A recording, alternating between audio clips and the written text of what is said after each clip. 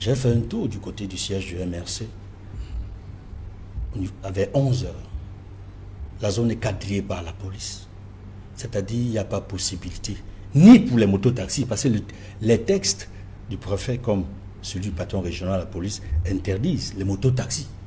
Mais je me rends compte que ce n'est pas seulement les mototaxis. Même les véhicules, les voitures ne peuvent pas passer. Piétons également.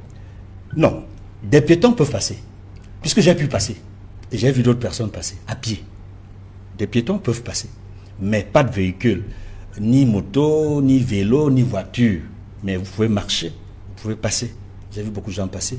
Et j'évalue, au moment où je suis passé par là, environ 5000 personnes qui étaient en face et tout autour du siège du MRC au Grand Moulin à Daïdo.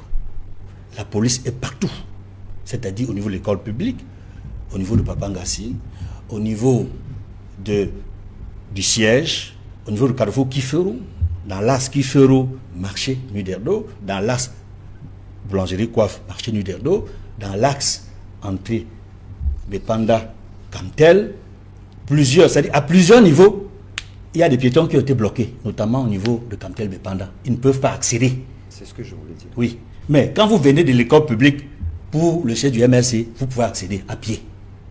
Donc on a empêché certains piétons, certains actes d'y accéder, mais si vous passez par l'école publique, vous pouvez y accéder. Ce n'est pas une information que je donne, c'est public. Je me rends compte, la première observation que je fais est celle-là. La deuxième, c'est que je constate que le texte a été effectivement respecté, c'est-à-dire le texte du préfet du Vry. Tous les axes cités dans son texte sont effectivement quadrillés par la police. Il parlait seulement des motos, mais je l'ai dit tout à l'heure, même les véhicules ne peuvent pas accéder sur ces axes-là.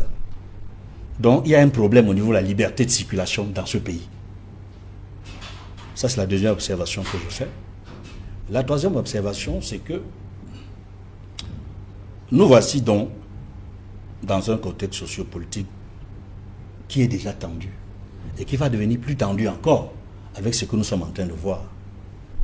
Parce que j'estime que cette décision qui a été prise dans le contexte actuel, ceux qui l'ont fait ont leur raison, mais en tant que citoyen, j'estime que c'est excessif, c'est une mesure excessive.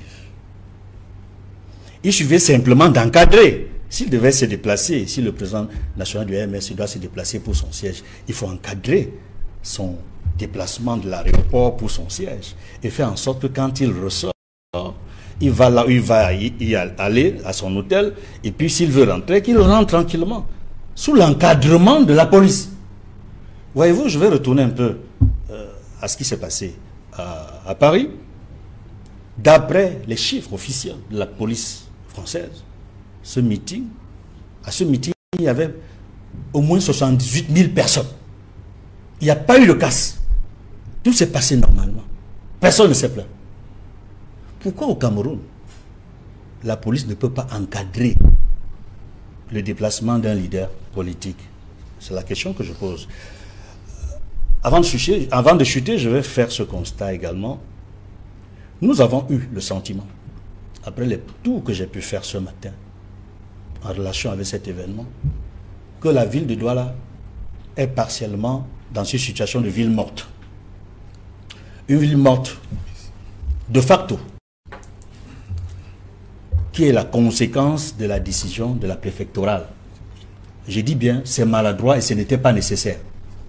Je voudrais également dire que cette ville morte est préjudiciable, même si c'est un dimanche. Il y a des activités qui se font le dimanche, notamment ceux qui se déplacent dans le transport urbain comme interurbain. Des gens voyagent, mais des gens qui voyagent ne peuvent plus voyager, ou alors certains ont raté leur...